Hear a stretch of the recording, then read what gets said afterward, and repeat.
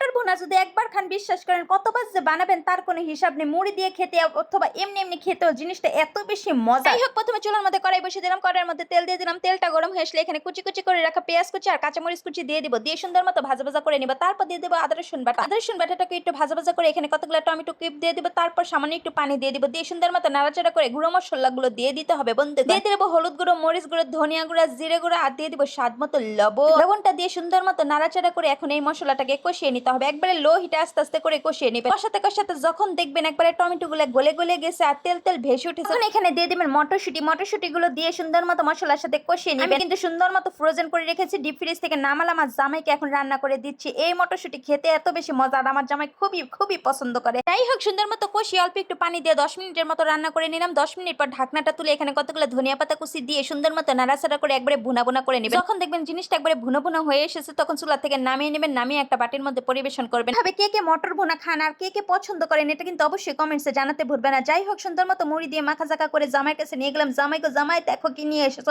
জামাই সাথে সাথে নিয়ে ফুল স্পিডে খাওয়া শুরু করে দিয়েছে। যাই হোক, আজকের মতো এই পর্যন্ত। আল্লাহ হাফিজ।